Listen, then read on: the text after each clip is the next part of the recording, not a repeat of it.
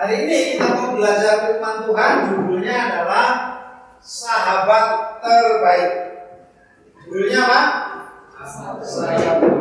Saya yakin setiap kita pasti punya sahabat, tapi ini sahabat terbaik. Siapa sahabat terbaik kita? Yesus. Ya, Yesus mati untuk dosa-dosa saya dan dosa-dosa kalian. Mari kita buka Yohanes 15 ayat 15. Yohanes 15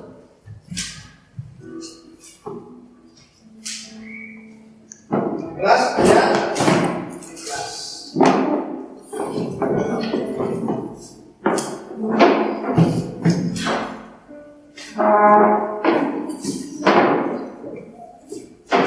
15.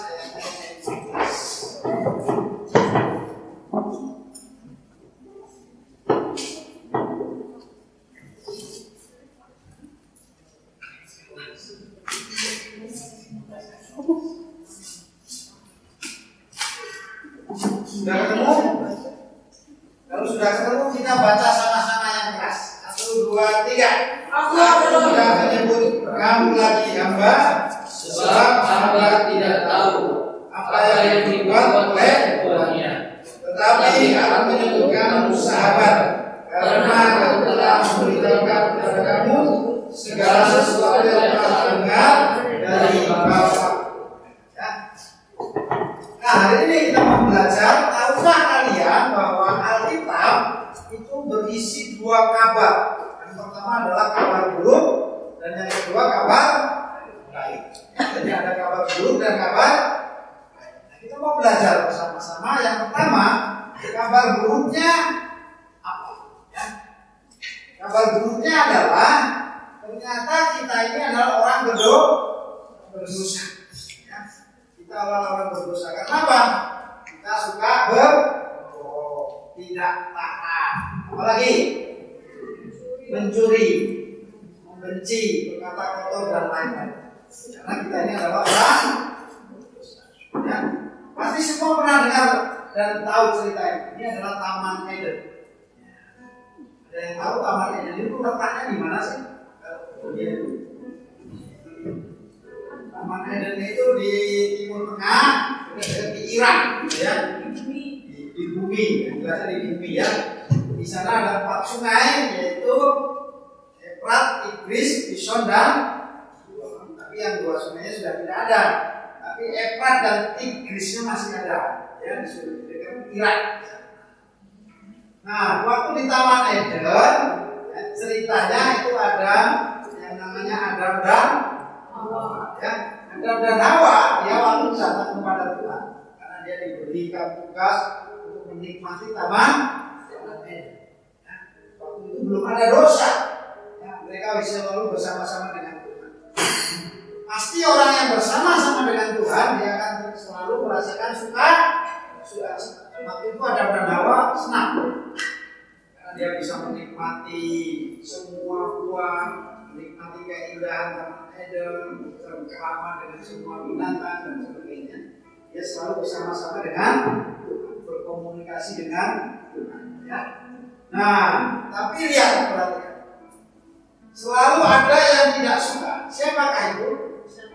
Setan. Oke.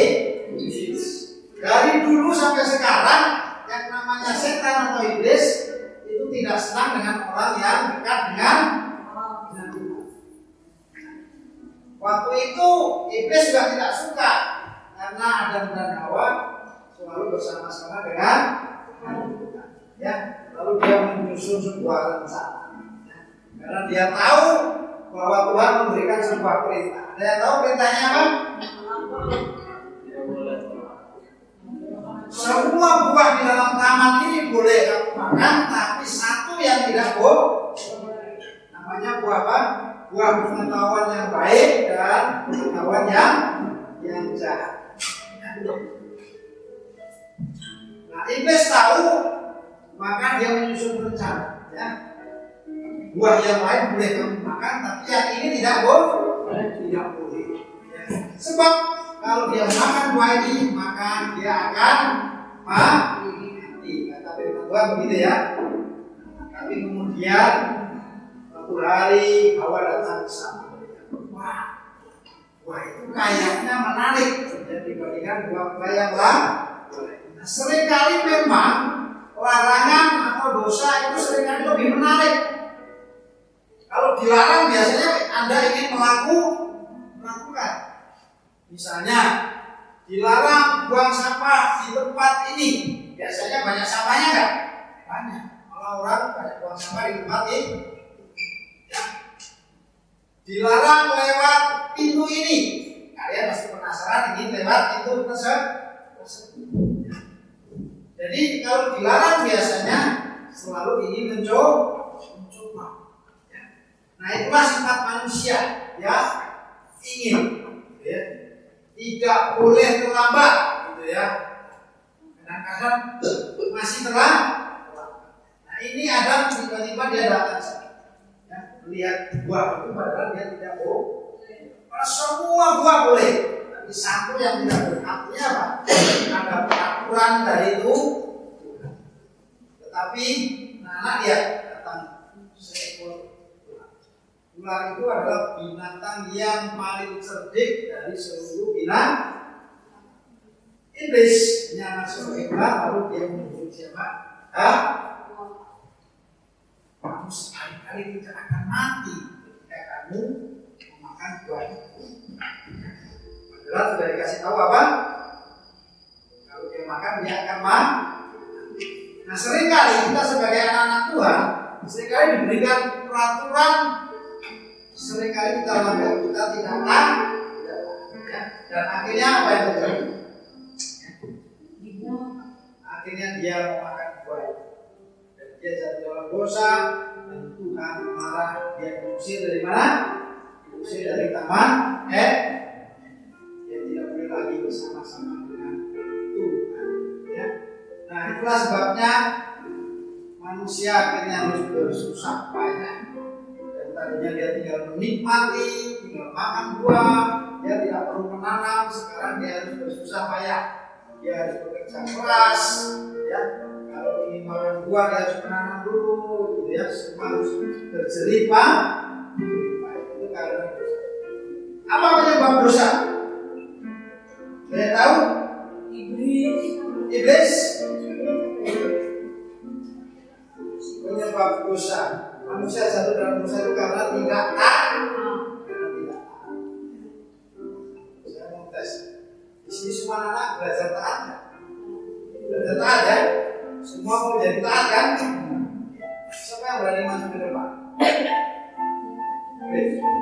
Tepuk tangan dong buat.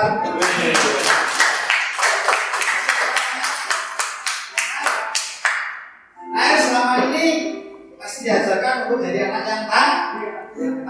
Ya. Nah, percayalah kalau kamu jadi anak yang taat tidak akan salah. Nah, jadi ini dia akan berbagi pegang seperti ini.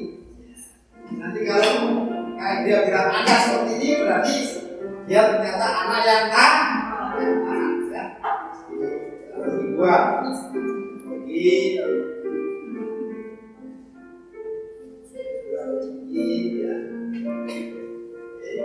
Nah, lihatkan ke depan teman-temannya, ya. Pegang seperti ini, ikutin, ya, ikutin Pak Igria. Kalau kamu anak yang taat, berarti dia akan ikutin perintah Pak Igria, ya. Tentu saja hari ini saya guru, dia murid, berarti murid yang harus taat, ya, oke. Nah, kan ke atas seperti ini. Nah, sekarang pegang, satu pegang, letakkan di atas kepala. Lihat sana. Ternyata murid yang taat. Boleh menghadap ke sana, saya menghadap ke sini ya. Maya boleh pejamkan mata. Hitung 1 sampai 20 yang keras. Mulai. Number 1, 2, 3, 4, 5, 6, 7, 8, 9, 10, 11, 12, 13, 14, 15, 16, 17, 18, 19, 20. Oke, good. Oke. Baik. Nah, balik ke sini. Masih taat? Apapun perintah dilakukan ya. Dia ternyata murid yang taat. Percayalah kalau kamu menjadi anak yang taat,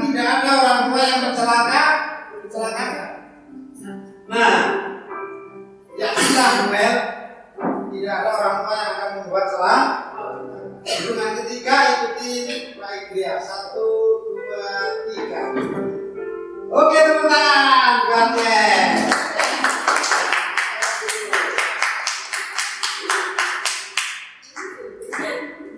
karena dia taat, maka dia tidak bersalah. Ya. Percayalah, orang tua tidak ada yang akan mencela.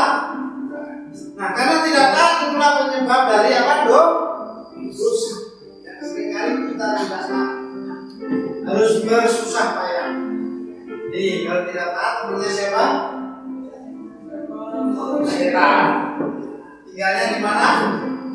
Nanti kalau mati tinggalnya di sini. Nah, ya. Itu kabar buruknya kita ini adalah orang yang berdosa. Kenapa disebut anak berdosa? Karena bapak ibunya dulu adalah orang berdosa, nenek moyangnya orang berdosa. Jadi ada dosa keturunan. Ya. Kalau bapaknya sapi maka disebut anaknya anak sapi. Kalau bapaknya kebo, anaknya disebut anak. Gak mungkin bapaknya kebo disebut anak kambing. Kalau bapaknya berdosa, anaknya disebut anak berdosa. Ya, jadi kabar baiknya, kabar buruknya kita ini adalah orang berdosa. Nah, sekarang kita belajar. Ternyata ada kabar baik. Ya, kabar baiknya apa? Kabar baiknya ternyata Allah itu mengasihi kita. Ada yang tahu? Coba baca Yohanes 3 ayat 16. Boleh baca. Bahwa Allah itu mengasihi orang yang berdosa. 3 ayat 16.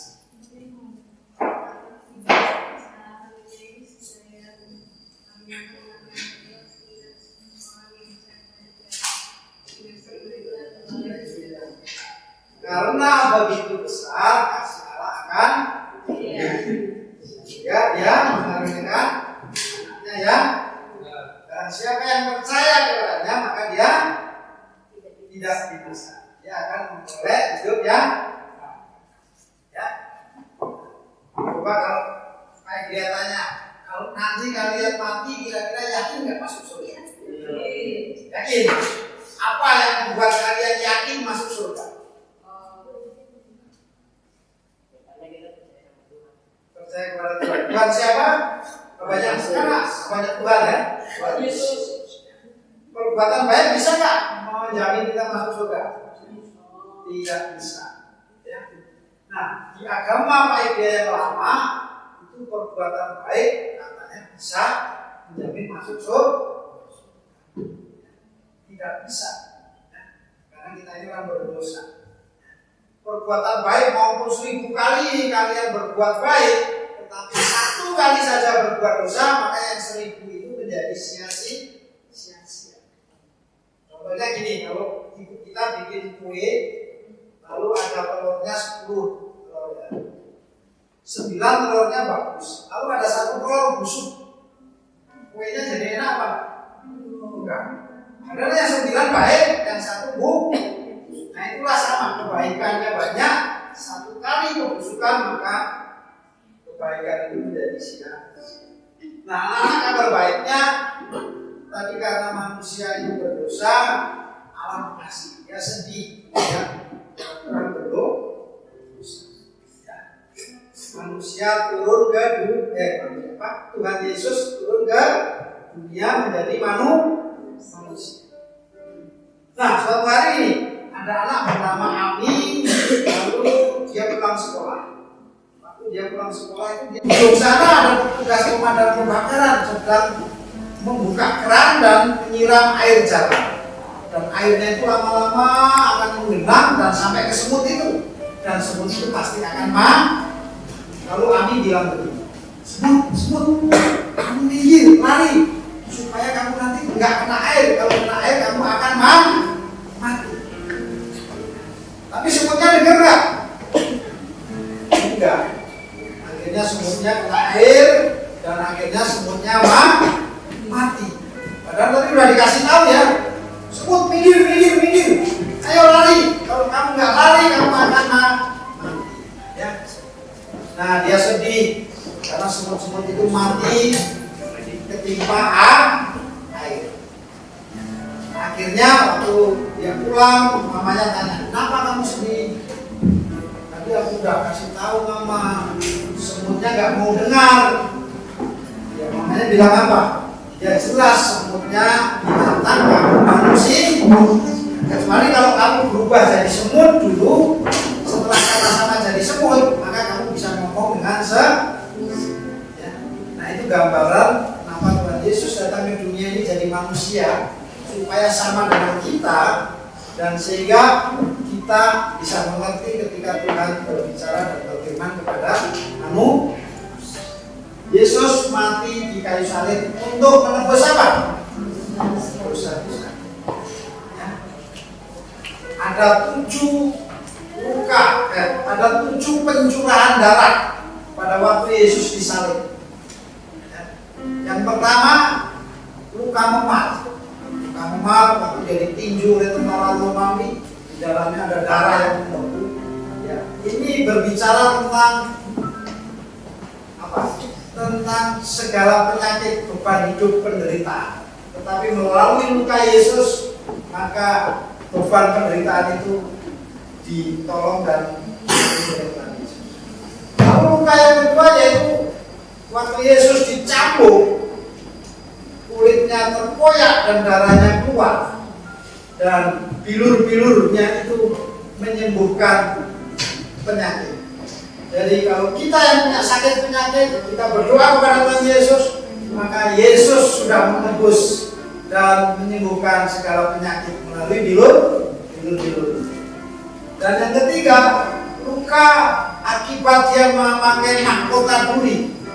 Waktu dia dipakai mahkota duri dan kepalanya menetes keluar darah. Mahkota duri berbicara tentang kemiskinan. Karena dosa maka tanah dikutuk, sehingga manusia harus berjerih payah mengolah dari semak berduri. Dan Yesus memutuskan kutuk itu, sehingga orang-orang yang percaya pada Yesus, maka kutuk kemiskinannya akan diputuskan. Luka yang berikutnya adalah tangan yang terpaku. Pada Yesus, tangannya waktu dipaku tercurah darahnya, dan tangan-tangan kita ini sudah ditebus oleh darah Yesus. Jadi gunakan tanganmu untuk menghasilkan perbuatan yang baik. Jangan gunakan untuk perbuatan yang jahat, karena tanganmu sudah ditebus oleh darah Yesus. Tangannya yang dipaku. Ya. Maka firman Tuhan berkata, ketika engkau memegang ular, meminum racun, maka orang yang percaya tidak akan binasa. Karena tangan kita punya kuasa darah Yesus. Dan luka yang berikut adalah kaki. Kaki Tuhan Yesus yang dipaku mengeluarkan darah. Dan darah itu memberikan kuasa kepada kaki-kakimu. Kemanapun kamu melangkah, maka tanah yang kamu injak akan diberkati dan menjadi milikmu. Karena kaki-kaki kita sudah diberi kuasa oleh darah Yesus. Dan luka yang berikut, yang terakhir adalah luka di lambung. Yesus disalib, lambungnya ditusuk, dia mengeluarkan darah bercampur dengan air karena hatinya yang tertombak terluka, sehingga dia mengeluarkan air. Nah, bagi kamu yang memiliki sakit hati, kepahitan, akar kepahitan dengan orang tua, teman, tetangga, siapapun, ingatlah Tuhan Yesus sudah membereskan dan menembus akar kepahitan. Yesus datang ke dunia ini untuk menembus dosa. Ada 7 pencurahan darah yang memberikan kuasa kepada setiap kita orang yang percaya. Maka yakinlah apapun yang kamu perbuat, baik itu melalui pikiranmu, tanganmu, ya, melalui hatimu, maka semua akan dibuat berhasil karena ada Yesus dalam kehidupan kita. Nah, pertanyaannya, apakah kamu ingin bersyukur kepada Tuhan Yesus karena telah mati untuk menghapus dosa-dosa? Siapa yang sudah pernah terima Tuhan Yesus sebagai Tuhan dan Juru Selamat? Sudah dibaptis? Sudah.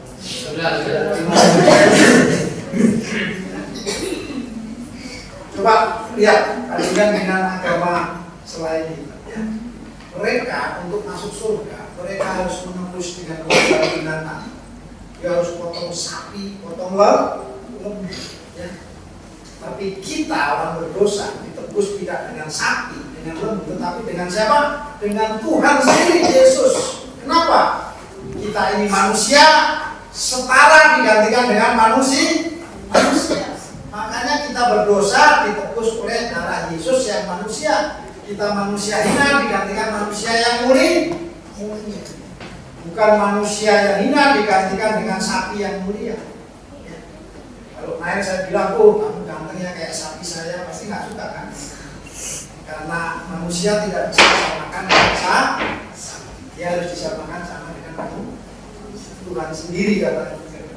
Ya. Nah, oleh karena itu kita mau bersyukur kepada Tuhan.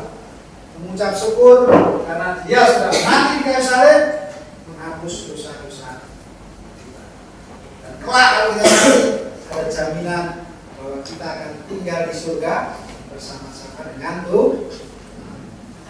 Karena saya dan kamu adalah orang berdosa, tetapi Tuhan Yesus mati di kayu salib melalui darahnya menghapus kita. Dan sekarang saya menerima Tuhan Yesus sebagai Tuhan dan Juru Selamat, maka nanti doa kalau saya mati akan kembali ke rumah Bapa di surga. Yuk kita baca bersama-sama.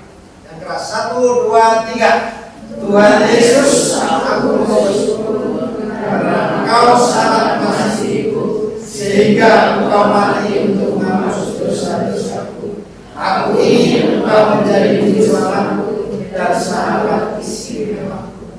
Jadi hari ini kita belajar. Kita punya sahabat istimewa namanya Yesus. Teman bisa saja mungkin menyakiti kita, mengkhianati kita, melupakan kita, tetapi ingatlah ada satu sahabat yang selalu setia menemani kalian dimanapun berada. Mari kita berdoa dan mengucap syukur. Puji syukur dan hormat kembali kami naikkan kepadamu Tuhan kami Yesus Kristus, buat firman Tuhan hari ini yang sudah kami dengar, kami pelajari bahwa Tuhan Yesus adalah sahabat terbaik kami. Kami tahu kami adalah anak-anak yang berdosa, tapi Tuhan Yesus datang ke dunia ini untuk menolong setiap kami, memampukan setiap kami, bahkan memutus kutuk, bahkan belenggu dosa yang ada di dalam kehidupan kami melalui darah Yesus yang tertumpah di kayu salib. Terima kasih Tuhan buat firman-Mu yang sudah kami dengar, sampaikan dalam setiap hati kami, tinggal tumbuh bahkan berbuah. Kami boleh melakukannya hari lepas hari.